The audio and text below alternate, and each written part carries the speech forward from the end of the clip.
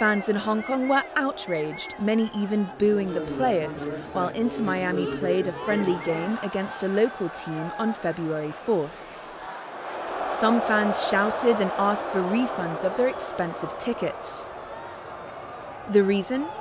Inter Miami star and international football legend Lionel Messi had been widely advertised to play.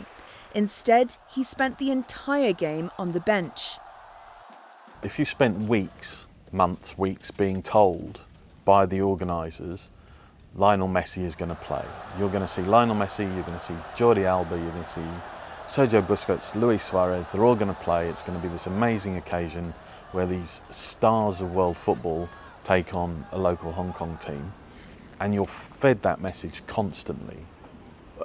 Billboards the size of skyscrapers with Messi's picture on it, Messi on the junk, Messi all over the place. It's Messi, Messi, Messi, Messi, Messi, and then nothing. 場波其實大家都睇美斯，而家好似睇港超咁，同睇港超唔一樣，但係俾咗5000蚊睇港超。平時睇港超都係80蚊喎，今次俾咗5000蚊。 This is how one audience member expressed his frustration. There were people who came from thousands of miles away for this experience, spent a lot of money staying in the city, eating, drinking, buying merchandise, and then nothing. And you've built up this expectation and this excitement and this hype that you're going to see something. You've really built up to it. So you've gone from a huge high to some massive low. And there's only one way that's going to come out, which is in an anger and disappointment and upset. And, you know, I'm not sure it'll get to the 5 stages of grief, because I'm not sure anybody's going to go past anger. How do you bring Messi and Suarez to Hong Kong and not put them on for 80 minutes? It's disappointing. Shame on them. Shame on the organization. They should refund people here. I've been a Messi fan since I was very little, and it really hurt me tonight. I was very excited to see him play. It was going to be my first time ever seeing him play. So I was quite devastated. I knew that since it was preseason he wouldn't play too much, but I thought at least he'd be out there for 20-30 minutes. But to see him not play at all, it was really devastating, and I'm very disappointed, especially since they advertised him a lot for the match. A minor hamstring injury appears to have kept Messi from participating actively in the training session before the match.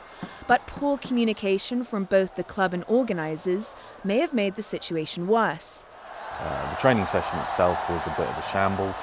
It was supposed to be an hour and a half, lasted about 40 minutes.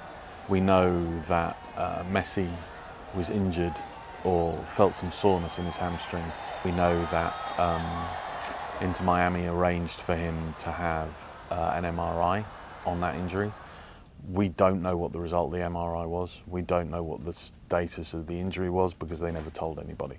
Entendemos la decepción que tiene la gente, les pedimos disculpas, pero ojalá puedan entender que si hubiéramos tenido alguna chance de que jueguen un rato lo hubiéramos hecho, pero corríamos serios riesgos y por eso junto con el cuerpo médico tomamos esta decisión.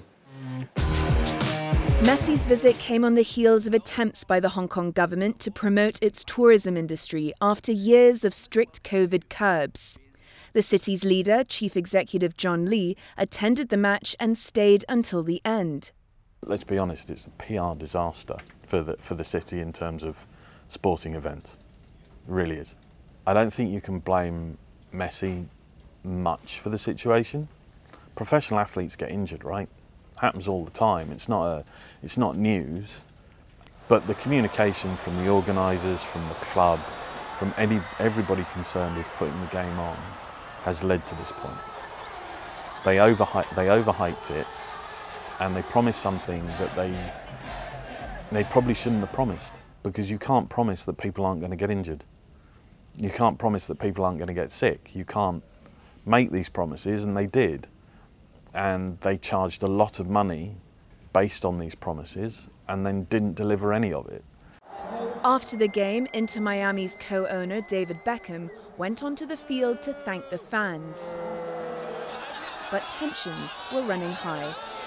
I don't think it was unprecedented, no. People boo when they don't get their money's worth, when they don't feel like what they've been promised has been delivered. I think it was just unfortunate, and again, it was a result of all the hype.